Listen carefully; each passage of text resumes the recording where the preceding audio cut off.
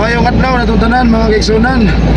Deliver sa tas atong mga stocks kagikan sa Cebu mga kaigsuon. Pasana mo ni mga kaigsuon kay human na ni. Pero adlaw duha ang atong kumbati sa Espirituhanon. Adto ta sa Sugod, Southern Leyte. Kaya na po tayo kaigsunan dito nga namatay. O human sa Sugod, Southern Leyte. Ato panikamutan nga mahuman dito sayo.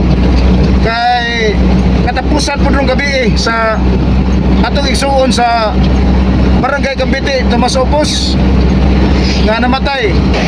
Og last night niya karon mga kaigsunan. Sugod po, primero sang bilar karon. Primerong bilar karon kay gahapon pa namatay. So mo ni ato kumbati sa Espirituhanon mga igsuon. Kumbati ta, spiritual o material. Balance aron nga dili matikyaob ang ministry sa Ginoo. Okay, daghang salamat. Kita-kita taon yan yung mga kaigsunan dito sa Sugod, Southern Leyte. Mga kaigsunan, di ataron diri sa Sugod kay kaya pinamatay diri. Nag-service na Andre, nyaw na tamad to sa Tomas Opos. Pakita ka ba doon? Ay, No? may gabi. Wala, may gabi. Aron, mugawas ko. Nawat atong kaigsunan guys, si Brother Dodong sa Alipan to. Okay, mga kaigsunan, salamat sa Ginoo din natin din. Nya, nahuman nag-service sila dito na tanga to sa Barangay sa Tomas Opos, Cambite. O karon mga kaigsunan, di nata sa Barangay Cambite, Tomas Opos, Southern Leyte. Daghang kayong mga tao. Pati naghanang masakyanan naglinya mga kaigsuon. Mo ni siya ang last nga bilar karon diri sa Tomas Opos. Primerong gabi isa doon sa bilar dito sa Sugod sa atong kaigsuonan nga namatay.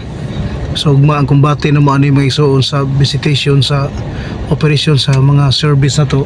Adto na pud sa Sugod, Southern Leyte area pon. Ang mga kaigsuonan diri mga tao diri nga nagatin. Nako sigaan ako laning ko anon pagngon. Nalay ko na ba sa Diyos. So karon dili na taan nga atong pagdudyo na kuan ang ato na naman nga kanan ay kuan. So asa di pa tanan ko magpasalamat mga ujuan, mga isaan, mga igagaw sa tanan mga kapertingan, mga friend o sa tanan ni Sir. Salamat sa Diyos paniata karong tanan no. Nalay ko na doon sa Diyos ug ka igsuunan ako sa iglesia. Salamat sa buhi nga Diyos nga niamo karon. Pagkunit kong cellphone usahay. Magkuan ko kay muchal ko. Nagpitog na ng mata, mahulog ang cellphone. Mao na ito, kapoy. Mao na niya ang sinugdan sa pagsugod sa gitawag og Third World War.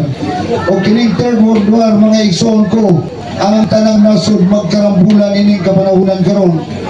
Busa kita mo'y mga laot, kita mo'y nahimong alaot tungod kay kita ang mga residente sama sa Israel karon.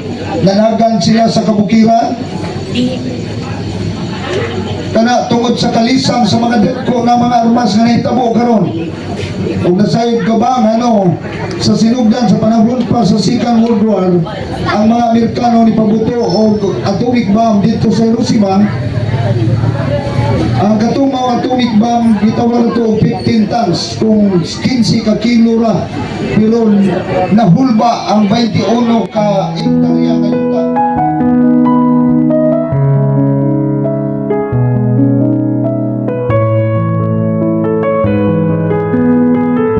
Hallelujah! Praise the Lord! Isdak mi kay kabugnaw mi kay init na panahon.